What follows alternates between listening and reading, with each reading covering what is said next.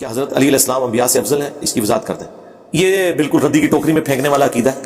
مولا علی علیہ السلام کے سامنے یہ بات کی جائے، شیعہ کے جتنے متقدمین ہیں نا، ان میں اکثریت انبیاء اکرام کو حضرت علی سے افضل سمجھتی ہے۔ یہ متاخرین کا عقیدہ ہے۔ اگلے دن ان کے اپنے جو بڑے شیعہ عالم ہیں شہنشاہ نقوی صاحب، انہوں نے خود مانا ہے کہ ہمارے جو پرانے بزرگ تھے نا، وہ انبیاء اکرام کو حضرت علی علیہ السلام سے افضل مانتے تھے، لیکن بعد کے لوگوں پہ یہ چیز آشکار ہوئی، انہوں نے دلائل کے ساتھ یہ ثابت کیا ہے کہ حضرت علی علیہ السلام جو ہے وہ انبیاء سے افضل ہیں، کیونکہ نبی علیہ السلام نے ان کے بارے میں فرما دیا من کنت مولا فہذا علی مولا۔ اللہ کے بندو، یہ حضور نے صحابہ کرام سے کہا ہے، ٹھیک ہے۔ وہ کہتے ہیں اس میں چونکہ آقا اور مولا آ گیا تو تمام انبیاء کے مولا نبی علیہ السلام ہے، اور حضرت علی پھر ان کے بھی مولا ہوئے۔ یہ تو نبی علیہ السلام صحابہ کرام کو کہہ رہے تھے، اور آپ نے آیت پڑھی النبی اولا بالمؤمنین من انفسہم وازواجہم امہاتہم، نبی مومنین کی جانوں پر ان سے بڑھ کر حق رکھتے ہیں، اور نبی کی بیویاں امت کی مائیں ہیں۔ تو صحابہ کرام کو حضور نے کہا کہ تم یہ میرا حق تسلیم کرتے ہو کہ میں تمہارا روحانی باپ اور میری بیویاں تمہاری روحانی مائیں۔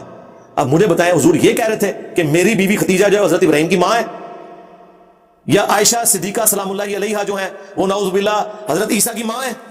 بھائی وہ تو پہلے گزرے ہیں، حضور تو خود اپنے آپ کو اولاد ابراہیم کہہ رہے ہیں، ٹھیک ہے۔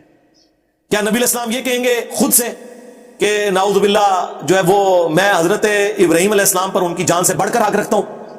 خدا کے لیے، بخاری مسلم میں حدیث ہے، مجھے یونس پہ بھی فضیلت مت دینا۔ جب ایک صحابی نے حضرت موسیٰ علیہ السلام کے بارے میں بات کر دی تھی کہ وہ تمام جان والوں سے افضل تھے، حضور نے فرمایا کہ موسیٰ علیہ السلام تو مجھ سے پہلے ہی قیامت کے دن عرش کا پایا تھامے کھڑے ہوں گے، مجھے نہیں پتا کہ ان کو مجھ سے پہلے اٹھایا جائے گا یا ان پہ قیامت کی بے ہوشی طاری نہیں ہوئی، اتنی بڑی فضیلت ہے ان کی۔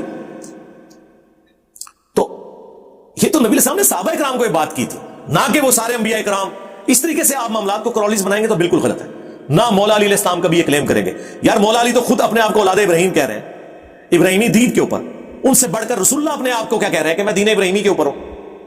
قل اننی ہدانی ربی الی صراط مستقیم دینا قیما ملۃ ابراہیم حنیفا وما کان من المشرکین۔ ہم تو اپنے آپ کو دین ابراہیمی پہ کہتے ہیں، اللہ نے ہمارا نام دین ابراہیمی کے ساتھ مسلم رکھا ہے۔ هو سماکم المسلمین ملۃ ابیکم ابراہیم هو سماکم المسلمین من قبل وفی ھذا۔ اب کیا رسول اللہ کے سامنے کوئی یہ کلیم کرے گا کہ یا رسول اللہ صلی اللہ علیہ وآلہ وسلم حضرت ابراہیم کو اپنی جان دینے دی چاہیے آپ کے دفاع کے لیے، تو اس کا کیا اثر ہوگا؟ اللہ سے ڈر جائے۔ نماز میں نے ابھی پابندی سے شروع کی ہے، لیکن پچھلی نمازیں اس کے بارے میں اسلام کیا کہتا ہے؟ اس کے اوپر میری آپ ویڈیو دیکھ لیں، قضائے عمری کا طریقہ، اس میں نے بتایا کہ جب کوئی شخص توبہ کرے اور پہلے وہ نماز نہیں پڑھتا تھا تو بھائی وہ مسلمان ہی اس دن ہوا ہے، پرانی جتنی نمازیں ہیں وہ توبہ سے معاف ہیں، اب آگے جتنی نمازیں وہ ساتھ ساتھ آپ نے پڑھنی ہے۔ وہ بخاری مسلم میں حدیث ہے کہ کوئی شخص سویا رہ جائے یا بھول جائے تو جیسے ہی اسے یاد آئے تو وہ نماز پڑھ لے، لیکن ایک شخص نے پوری زندگی نماز پڑھی نہیں ہے تو اللہ کے شناختی کارڈ میں تو وہ مسلمان ہی نہیں تھا۔ قرآن میں واضح آیت ہے وَأَقِیمُوا الصَّلَاةَ وَلَا تَكُونُوا مِنَ الْمُشْرِکِینَ، نماز قائم کرنا اور مشرک نہ ہو جانا۔ اور صحیح مسلم کی حدیث 246، بندے کے شرک اور اسلام، کفر اور اسلام کے درمیان فرق نماز ہے، تو وہ توبہ کر لینا کافی ہے۔ باقی میری وہ ویڈیو دیکھ لیں۔ اگر سید خلاف شرع کام کرے تو ہمارا رد عمل کیا ہونا چاہیے؟ سید کرے یا غیر سید کرے، آپ کا کوئی رد عمل نہیں ہونا چاہیے سوائے اس کے کہ جو آپ کے انڈر ہے آپ ان کو سمجھائیں گے۔ آپ نے تلاش کر کے تو نہیں دیکھنا دنیا میں کون کون خلاف شرع کام کر رہا ہے تو اس کو جا کے واضح نصیحت آپ نے شروع کر دینی ہے، نہیں۔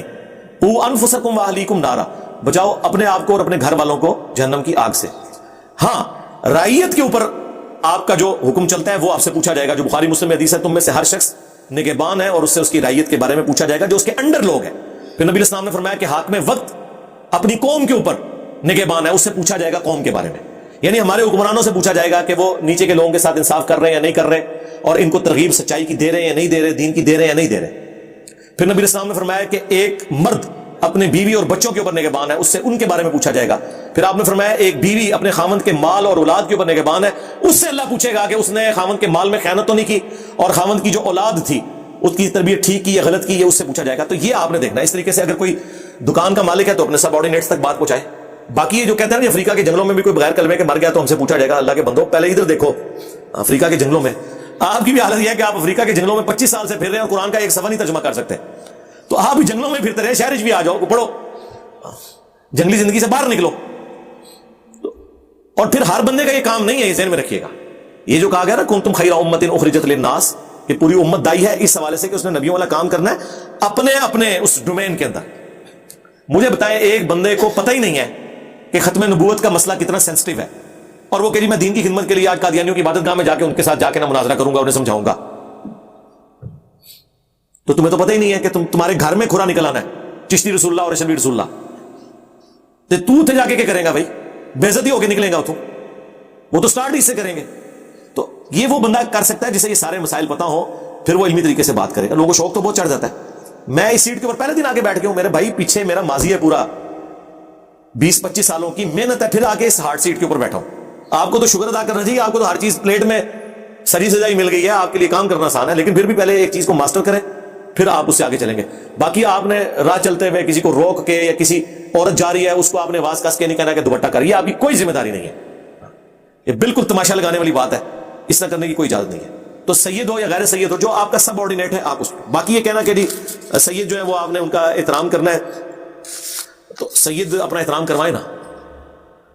اگر سیدوں کا کام یہ ہے کہ وہ درباروں پہ بیٹھ کے پورا دن جو ہے سگریٹ پھونکتے رہتے ہیں اور شاہ جی لوگ ان کو کہہ کے پکارتے ہیں, تو یہ تو سیدوں کیا اہل بیت کے نام کے اوپر دھبا بنے ہوئے ہیں لوگ.